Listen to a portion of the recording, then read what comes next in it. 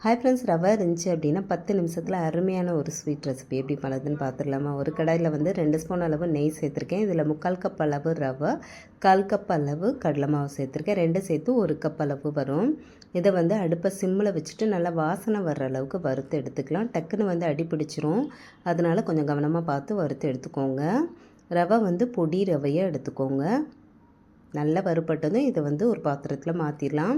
எந்த கப்பில் ரவை எடுத்தோமோ அதே கப்லேயே 2.5 கப் அளவு பால் சேர்த்துக்கலாம். பால் வந்து காய்ச்சின பால் தான், சூடோடையே சேர்த்துக்கோங்க. சேர்த்துட்டு ஒரு விஸ்கு வச்சுட்டு நல்லா மிக்ஸ் பண்ணி விட்டுடலாம்.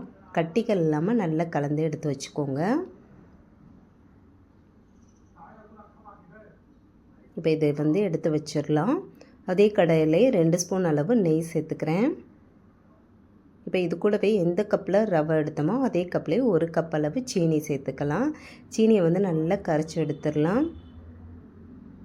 அடுப்பை வந்து சிம்மில் வச்சுட்டு கொஞ்சம் டைம் எடுக்கும்.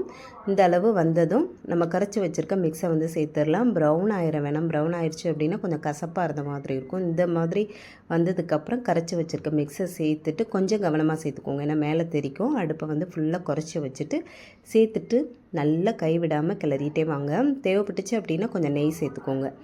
கடாயில் வந்து ஒட்டாமல் வரணும். அந்த அளவு வந்ததுக்கப்புறமா ஒரு ட்ரேயில் வந்து நெய் தடவி வச்சுருக்கேன். அதில் நம்ம ரெடி பண்ணதை வந்து சேர்த்துக்கலாம். சேர்த்துட்டு ஒன்று போல் நல்லா மிக்ஸ் பண்ணி விட்டுடலாம்.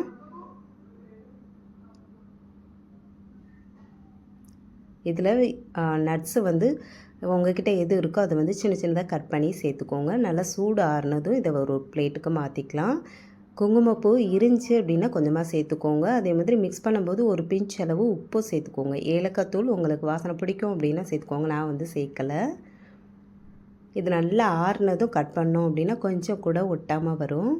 சூப்பரான ஸ்வீட் ரெசிபி ரெடி ஆயிடுச்சு. ரொம்பவே டேஸ்ட்டு சூப்பராக இருக்கும். நீங்கள் இதை வந்து ஃப்ரிட்ஜில் வச்சு கூட சாப்பிடலாம். ட்ரை பண்ணி பாருங்கள். எப்படி இருக்குன்னு மறக்காமல் கமெண்ட்டில் சொல்லுங்கள். வீடியோ பிடிச்சிருந்தால் மறக்காமல் வீடியோக்கு ஒரு லைக் கொடுத்துருங்க. நம்ம சேனலையும் சப்ஸ்கிரைப் பண்ணி வச்சுக்கோங்க. Bye friends.